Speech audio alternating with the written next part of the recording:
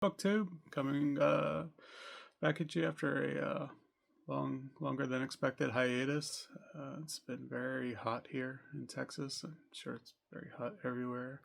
Um, we're not as bad as previous summers, but we're still edging high 90s to low hundreds every day, and it's after so many years here, it's really taken its toll on me.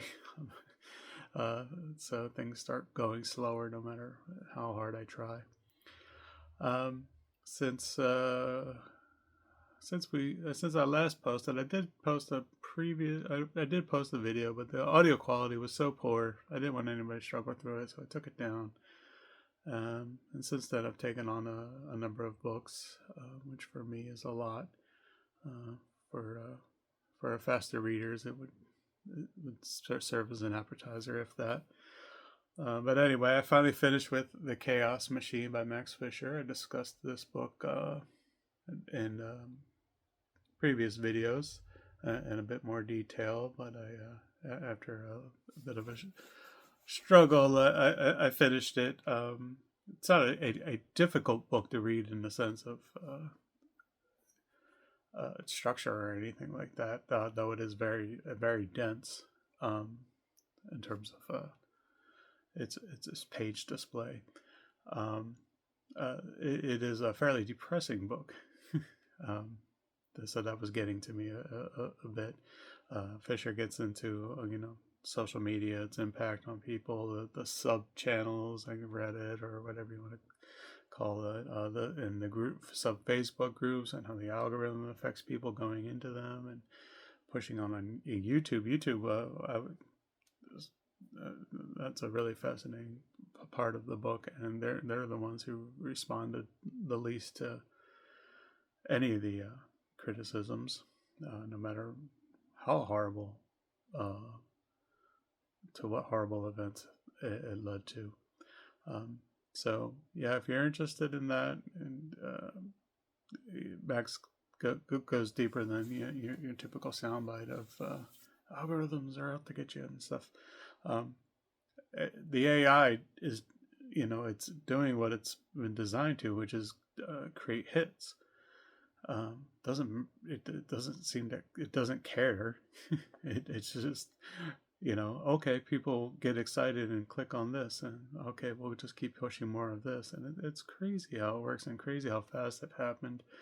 And early on, the companies didn't really understand what exactly would happen when they did this, but after a while, it became clear, and real life violence became clear, and it kind of they would give lip service to it, but very little more. So anyway, I definitely recommend checking out Chaos Machine if you want to know more about it. Uh, so. And after that, I followed it up, keeping with a similar trend. I followed that up with Ben Mesrick's Breaking Twitter. And this was a much faster read. It's written in I forget how he referred to it, but it's a fictionalized journalism. I'm not sure how to. I forget. I'm sorry, I forget his term. But it reads very quickly. Especially, I'm a slow reader, and I plow through the book, and very interesting. If I walk away with anything from this, is that having a lot of money does not make you a good businessman, and calling yourself a humanitarian or savior of the human race when you don't really seem to actually understand people is very strange. Very strange. Um, the things Musk did in plowing through it is take over Twitter is absolutely bizarre and very poor from a business management standpoint. It was really interesting hearing from the people in the book. Some are a combination of people, but some are very much real people that worked at Twitter. And it was interesting to not just in reading the book, I look up the person and see where they were at, and afterward, and it's very interesting. Um, it's amazing. It sounded like a fantastic job to have before Musk took over, and then when he took over, it just seemed to turn into some peasantry kind of stuff. I mean, they literally had a garage sale at Twitter selling off furniture and every little knickknack for next to nothing. Absolutely bizarre. I'll, I'll never understand that. The book also ties in with his SpaceX and a little bit with Tesla, but there's a lot of tie-ins with SpaceX at the time. Again, the man doesn't actually seem to understand people at all. He's just bizarre. Anyway, a worthy quick read. And after a long break, I finally got back to the insidious Dr. Fu-Manchu, and I'm glad I did. It was nice to get to something different than a lot of the nonfiction I've been reading. This book, we're talking a book written in the early 1900s. I imagine there's some people who couldn't even read it due to the yellow menace. A lot of the language in here, but uh, I found it to be a really a fun adventure read. Really well written at times, and other times clunky. So strange, surprisingly violent in areas. Just I'm like, whoa, that's really gruesome. A lot different than the Fu Manchu films that I've seen over the years. So I'm definitely digging on reading more. I've actually started the second book on my Kindle. If you're interested, you can. It looks like you can get most, if not all, of Sax Rohmer's writing for free.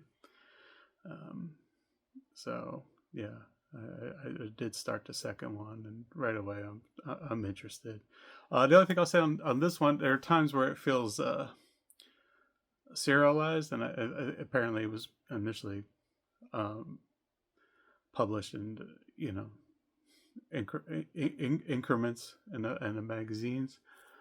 So there's a lot of recapping of how evil Fu Manchu is, so it gets a bit repetitive that way at times. But overall, really, just I was just really enjoying the adventureness. It's so different. The only thing that throws me, the only thing that really threw me off was some of the language is I had to look up terms. A lot of not so kind terms towards Burmese people and such like that. So I just didn't know what they were referring to until I looked it up. Usually it was variations of a word for thief or something. So, but yeah, fascinating read. Looking forward to checking out more by Sax Rohmer. And currently I'm reading Bob Woodward's War. This came out in 2024. I'm almost done with this. I'm down to excluding notes. I'm down to about the last 80 pages. It's fascinating how much this is tying in with current news. Trump just had his meeting with Putin. It's insane. It's fascinating because in the part I'm up to in here, we're just talking to the president of Poland, and he asked him if he had spoken with Putin since starting the war with Ukraine the second time, and he's like, "No, why would you?" Basically, he's like, "Why would you talk to that beast? That's insane. Why would you do that?" And then even a little further, Lindsey Graham is fighting to get what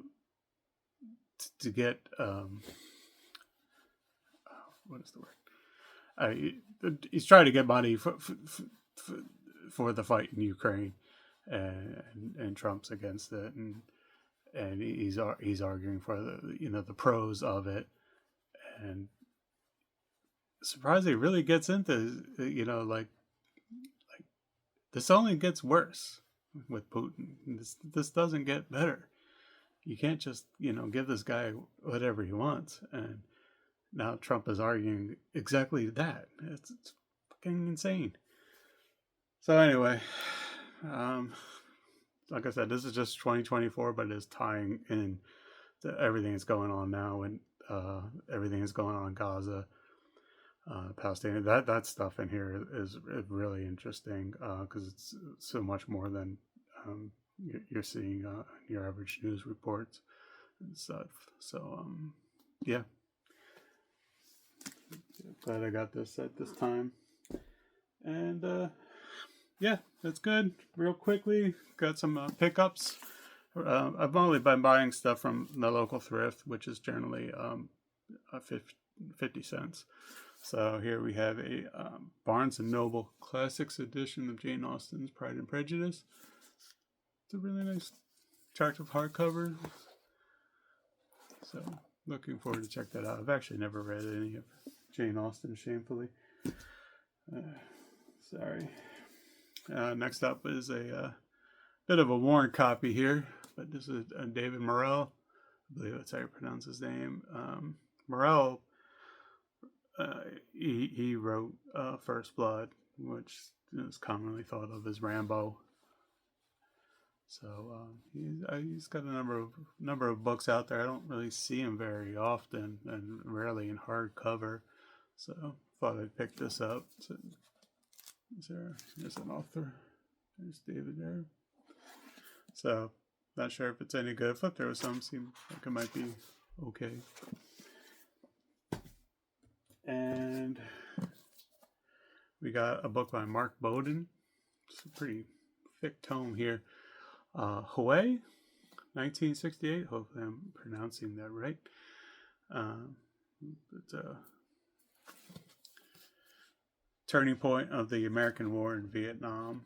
I'm not sure when I'll get to this, but I've never actually seen this in the stores at all. And at 50 cents, I definitely thought it worth picking up.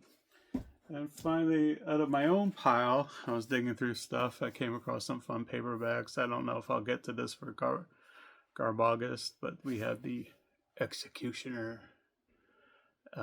And this guy wrote so many books with this character who's clearly an inspiration for the Punisher.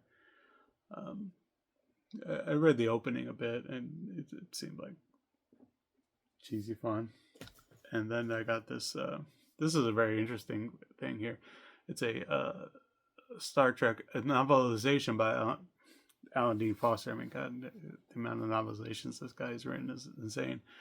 But this is adapted from the animated series, which I actually just watched my box set the last month or two. So that's very interesting. I don't think I've ever seen a novelization from an animated television series before, so it'd be cool to check out.